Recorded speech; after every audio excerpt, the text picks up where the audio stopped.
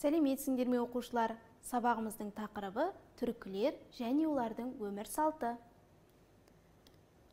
Бүгінгі сабақта түркілердің өмір сүру салты туралы және олардың жетістіктері мен өнер табысы туралы білесіңдер.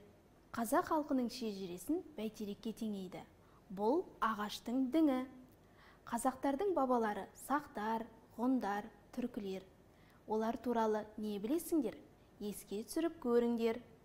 Сақтар қой, жылқы, сиыр, түйе бағумен және егіншілікпен айналысты.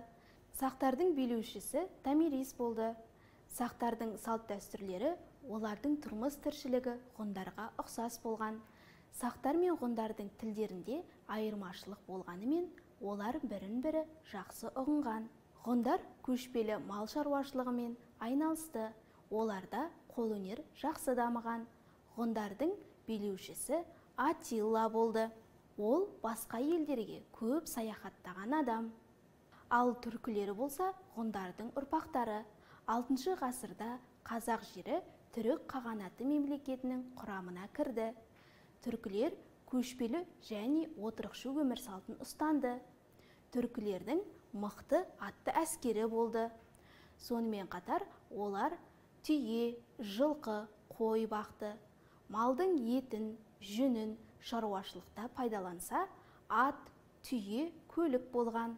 Балалар, есте сақтайық, қағанат қаған иелігіне қарайтын мемлекет.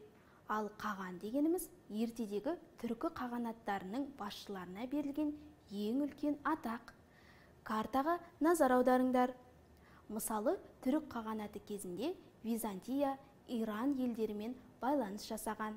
Түркеш қағандығы Қытай елімен тығыз қарым-қатынаста болды. Бір-біріне көмектесіп, сауда мәселелерінде шешіп отырды. Осы қағанаттардың негізгі құрамы түркі тілдес халықтар болды. Түркілердің жорықтары жеңіспен аяқталып отырды. Араб тарихшысы былай деп жазды: түркілердің елінде 25 қала бар. Олар Құлан, Мерке, Талғар, Тараз, Отырар, Сайрам және тағы да басқа қалалар. Арықтар мен ежелгі каналдардың орындары сақталған. Археологтар орақ, пышақ, балта, үзеңгі, қылыш, найза және түрлі әшекейлер тапты. Түркілердің қолөнері жақсы дамыған. Олар ағаштан, теріден, темірден түрлі қолөнер бұйымдарын жасаған. Арықтар мен каналдардың орындары халықтың егін шаруашылығымен айналысқанын дәлелдейді.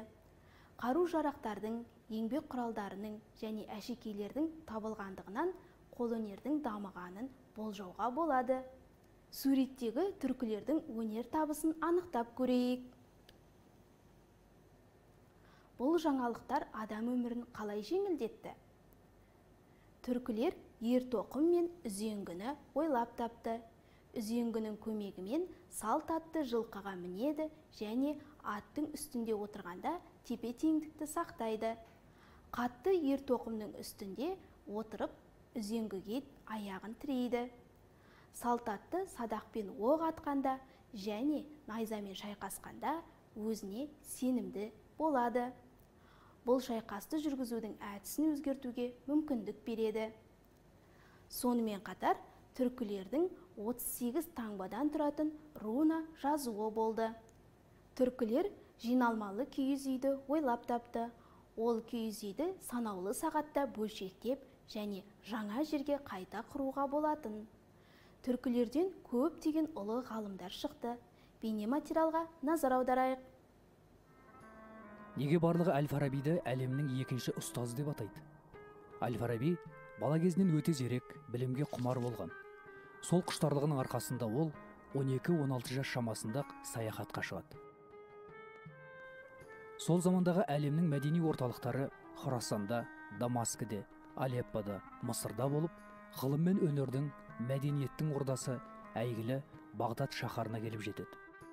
Бұл қалада Әл-Фарабиді ерекше қуантқаны оның әлемге әйгілі кітапханасы еді.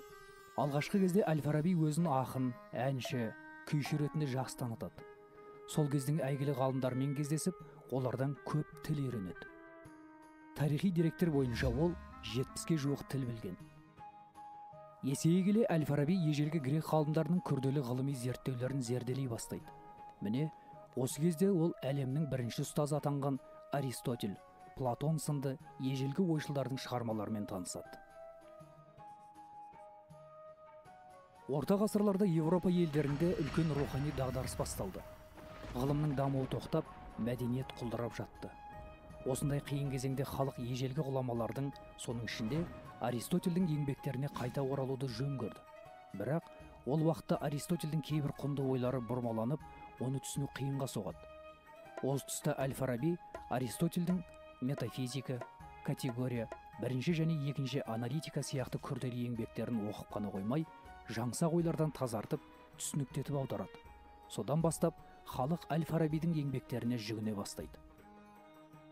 Көптеген ғалымдар шығыс мәдениетін, оның тарихы мен дәстүрін Әл-Фараби шығармалар арқылы жақын таниды. Сол замандағы ғалымдардың пікірінше, оның еңбектері Еуропадағы қайта өрлеу дәуіріне, яғни Ренессансқа бастау болды. Осылайша дара тұлғамыз батыс пен шығысты байланыстырған алып көпірге айналды. Сондай-ақ Әл-Фарабиді дүниеге танытқан тағы бір еңбегі «Музыканың үлкен кітабы» атты туындысы. Ғұлама бұл кітабында математикалық тәсілдерді пайдаланып, музыкалық дыбыстарды қағаз бетіне түсіріп, нота түсінігін алғаш дүниеге әкелген. Музыка теориясын ғана жазып қоймай, аспаптарды қолдан жасап, сол аспаптарда өзі шебер ойнай білген. Әл-Фараби зерттеген негізгі аспаптар сыбызғы, чанг, рубаб, қобыз, тамбур, канун, нагора, дойра және басқалар.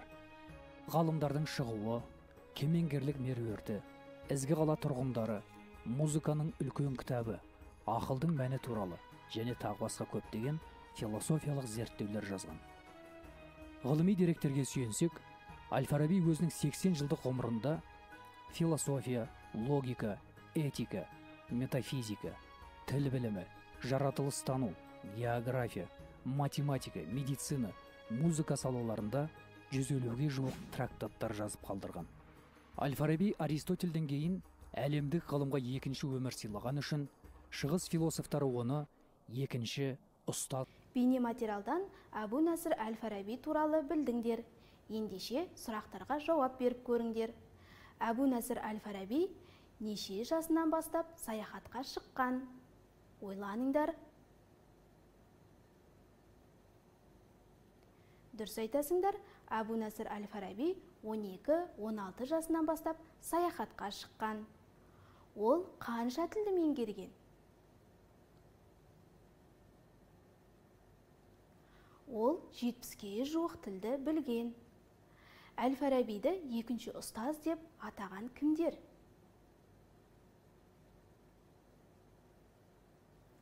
Ол Аристотельден кейін әлемдік ғылымға екінші өмір сыйлаған үшін шығыс философтары оны екінші ұстаз деп атады.